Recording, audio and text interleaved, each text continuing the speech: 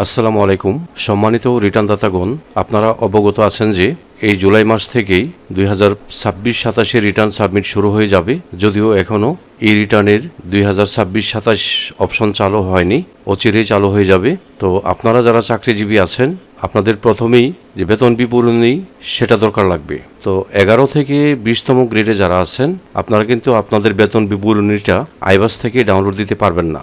এটা ডাউনলোড দেওয়ার জন্য আপনাদের অফিসে যোগাযোগ করতে হয় বা সেকেন্ড ক্লাস চাকরিজীবীর মাধ্যমে ডাউনলোড দিতে হয়। তো যদি আপনি নিজেই তৈরি করে ফেলেন, কেমন হয় ব্যাপারটা? তো কিভাবে নিজেই নিজের বেতন বিবরণী তৈরি করবেন, আমি একটা সংক্ষিপ্ত পদ্ধতিতে আপনাদেরকে দেখাবো।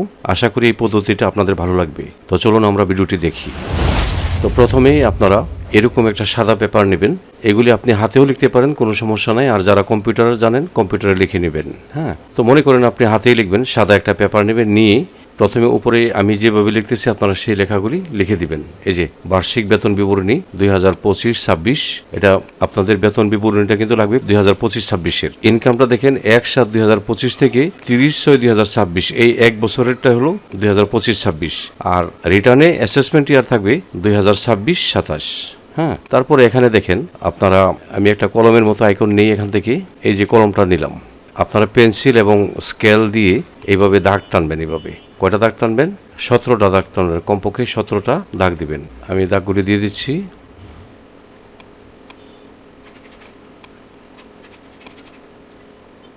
তো আমি 17টা দাগ দিয়ে নিলাম।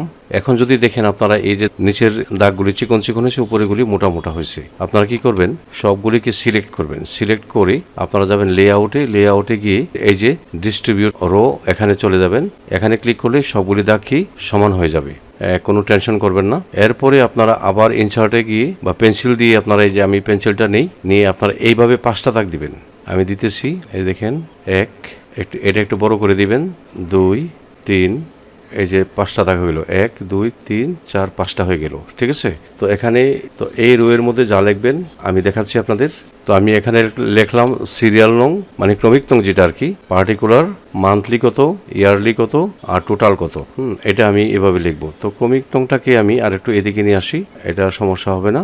আর মান্থলি যে, এটাকে আমি এখানে দিই, আর এটা একটু এখানে দিই, এটা একটু বাড়াই দিলাম। আচ্ছা, এখন এই ক্রমিক নংয়ের এখানে আমি 1, তারপর দিলাম 2, তারপর দিলাম 3, তারপর 4, 5, 6, 7, 8, 9, 10টা দিলাম। তো আপনারা আপনাদের বেতন এবং বিভিন্ন ভাতা মিলে যতটা, ঠিক ততটা নাম্বার এখানে দেবেন। আমি 10টা দিলাম। তো এই 10টার মধ্যে কী কী আসছে এগুলি আমি লিখে দিই এখানে। তো আমি এগুলি পেস্ট করে দিলাম এখানে, দেখেন পেস্ট করলাম। তো আমি এই ঘরটাকে আর একটু ছোটো করে দিই এখানে, এই যে ছোটো করে দিলাম। আর এইগুলিকে আমি আর একটু বোল্ড করে দিলাম। তো এই যে দেখেন, মূল বেতন, বাড়ি ভাড়া 40% আমি লিখছি। হ্যাঁ, আপনারা আপনাদের যাদের মূল বেতন 8,250 টাকা থেকে 9,700 টাকা, আপনাদের বাড়ি ভাড়া হবে 50% বা কমপক্ষে 4,500 টাকা। যাদের মূল বেতন 9,701 টাকা থেকে 16,000 টাকা মধ্যে, আপনাদের মূল বেতনের বাড়ি ভাড়া হবে 45%, ন্যূনতম 4,800 টাকা। আর যাদের মূল বেতন 16,001 থেকে 35,500 টাকার মধ্যে আছে, তারা মূল বেতনের 40% বাড়ি ভাড়া পাবেন কমপক্ষে, অথবা ন্যূনতম 7,000 টাকা। আর 35,501 টাকা থেকে তদূর্ধ্ব যাদের মূল বেতন, আপনারা বাড়ি ভাড়া পাবেন 35% অথবা ন্যূনতম 13,800 টাকা। তো আমি যে ক্লায়েন্টের কাজটা করব, ওনার মূল বেতন 16,000-এর উপরে, এই জন্য ওনার বাড়ি ভাড়াটা হলো 40%। চিকিৎসা ভাতা, নববর্ষ ভাতা 20%, ঈদ বোনাস, মহার্ঘ ভাতা। এখানে একটা জিনিস দেখেন, গত বছর কিন্তু আপনারা পাইছেন বিশেষ প্রণোদনা, কিন্তু এই যে 1/7/2025 থেকে 30/6/2026, হ্যাঁ, তখন কিন্তু আপনাদের বিশেষ প্রণোদনা 5% বাদ দিয়ে 15% মহার্ঘ ভাতা দিচ্ছে। এই জন্য মূল বেতনের 15% মহার্ঘ ভাতা আপনারা পাচ্ছেন। তারপরে শিক্ষা ভাতা, তারপরে টিফিন ভাতা, শান্তি বিনোদন ভাতা যদি পান দিবেন, না হলে না দিবেন। তারপরে টিএডিএ যদি আপনারা পান দিবেন, না হলে না দিবেন। ঠিক আছে? এরপর যদি আপনাদের আরো বিভিন্ন ভাতা, হ্যাঁ, হাউর বা হিল ভাতা আছে, যাদের যে যে ভাতা আছে, এই ভাতাগুলি এখানে সংযোজন করে দিবেন। তো মূল বেতন আমি এখানে লিখতেছি। তো আমি এখানে এগুলি লিখে দিলাম। এখানে দেখেন যে 22,550, আর এখানে 23,680 গুণ 11 দিচ্ছি। কারণ কি, এই যে 1/7/2025 তারিখ, অর্থাৎ জুলাই মাসে কিন্তু আপনারা জুন মাসের বেসিকটা পাইছেন। হ্যাঁ, আর আগস্ট মাস থেকে আপনারা পাইছেন নতুন বেসিক। এই জন্য জুলাই মাসে আপনি জুনের বেসিকটা এখানে লিখবেন, আর বাকি যে 11 মাস, এটা হলো পরবর্তী বেসিকটা এখানে লিখবেন। আশা করি ব্যাপারটা বুঝতেছেন। এখন এই দুইটার গুণফল যোগ ওই যে জুন মাসে যে বেতনটা পাইছি জুলাইতে, এটা ক্যালকুলেশন করে আমি এখানে লিখে দিই। আচ্ছা, তার আগে আমি এখানে এই সংখ্যাগুলি লিখে দিই যে কোনটা কত মাস পাইছেন। হ্যাঁ, যেমন বাড়ি ভাড়া, এই যে মূল বেতন 23,680, এটার 40% বাড়ি ভাড়া হলো 9,472 টাকা। চিকিৎসা ভাতা 1500 করেই। মহার্ঘ ভাতা, এই যে মূল বেতন এটার 20% হলো এটা নববর্ষ ভাতা। ঈদ বোনাস হলো বেসিকের সমান, এই জন্য এটা বছরে 2বার পান। তারপর মহার্ঘ ভাতা 15%, এই যে বেসিক, এই বেসিকের 15% এটা দিলাম। এটা প্রত্যেক মাসে পান, অর্থাৎ এক বছরে 12 বার পান।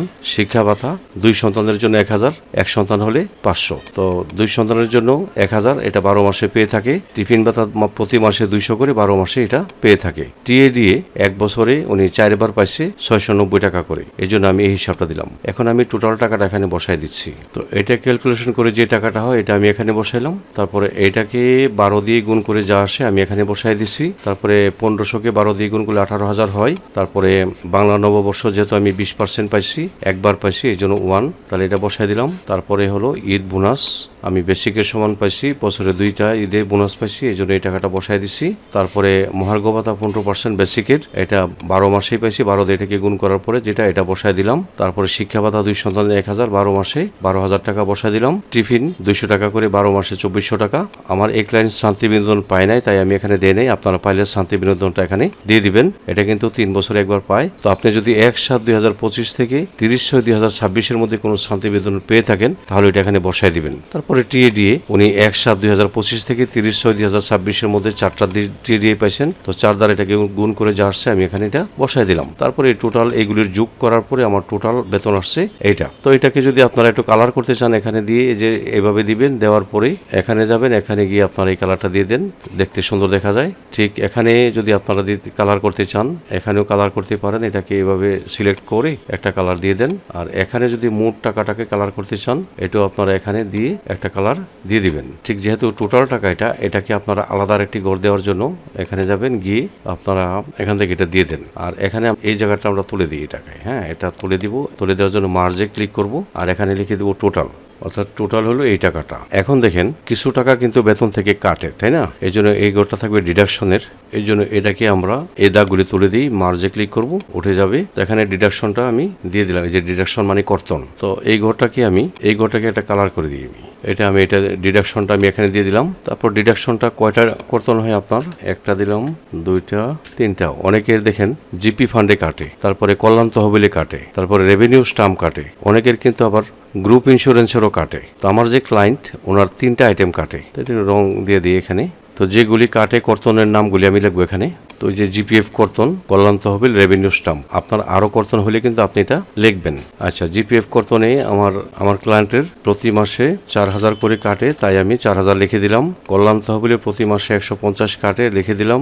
রেভিনিউ স্টাম্পে 10 টাকা করে কাটে, এটা আমি লিখে দিলাম। তো এখানে লিখবো 12 মাস, তারপরে কল্যাণ তহবিলও 12 মাস, তারপরে এইটা এই যে রেভিনিউ স্টাম্পটা কিন্তু আসলে যারা মুসলমান তাদের 15 বার কাটে, আর যারা অন্য ধর্মের তাদের 14 বার কাটে। 15 বার কিভাবে দেখেন, 12 মাসের বেতন থেকে 12 বার কাটে। তারপর 2টা ঈদ বোনাস, হ্যাঁ, জন্য 2 বার কাটে, হলো 14। আর একটা হলো ওই যে মহার্ঘ ভাতা, এখানে কাটে 10 টাকা, এলো 15 বার কাটে। তাহলে এখন আমি এগুলি যোগ করে এখানে লিখে দিব। তো 4 12 48,000 টাকা, আর 12 15 হলো 1800 টাকা, আর এখানে কাটে 150 টাকা। এখন এই যে কাটে কত টাকা টোটাল, এটা আমি এখানে লিখবো। এই জন্য আমি আরেকটা দাগ এখানে দিয়ে দিব।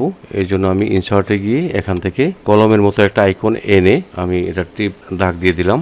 তো আমার টোটাল ডিডাকশনটা হয়েছে এই টাকাটা, এটা টোটাল ডিডাকশন হয়েছে, এটা আমি তুলে দিয়ে দাগটা। তো আমার এই যে টোটাল যে বেতনটা, এই বেতন থেকে আমার কর্তন বাদ দেওয়ার পরে যা থাকে এটা আমি এখানে লিখে দিব। এটা হলো গ্র্যান্ড টোটাল, এটা দিয়ে দিলাম। হ্যাঁ, ইচ্ছা করলে আপনি এখানে এগুলি রঙিন করতে পারেন। এই ঘরগুলি এখানে সিলেক্ট করে আপনি চলে যাবেন এই যে এই ঘরে, এখানে একটা রং দিয়ে দেন, এখানে অন্য কালার দিই, এটা দিই। আর নিচেটার মধ্যে আমি আরেকটা কালার দিয়ে দিই, এই কালার দিয়ে দিলাম। ওকে, এই যে বেতন বিবরণীটা করলাম এটা কিন্তু সংক্ষিপ্ত আকারে আমি করছি। আপনারা ইচ্ছা করলে আপনাদের নিজেদের বেতন বিবরণী আপনারা নিজেরাই তৈরি করে নিতে পারেন, এর জন্য কারো কাছে ধর্ণা দিতে হবে না। হ্যাঁ, আপনারা নিজেরা ঘরে বসে পেন্সিল, স্কেল এবং সাদা কাগজ নিয়ে নিজেরা এটা করে ফেলতে পারেন। হ্যাঁ, তো সবসময় মনে রাখবেন এই যে বেতনের হিসাবটা করবেন এটা কিন্তু 1/7/2025 থেকে 30/6/2026 তারিখ এর ভিতরে কিন্তু আপনারা এই হিসাবগুলি লিখবেন। আপনারা অনেকেই বর্তমানে যেমন আজকে এখনকার বেসিক দিলে হবে না। হ্যাঁ, আপনারা ওই যে 1/7/2025 থেকে 30/6/2026 তারিখের ভিতরে যে সকল বেতন ভাতা আপনার অ্যাকাউন্টে প্রবেশ করছে সেইগুলি আপনি এখানে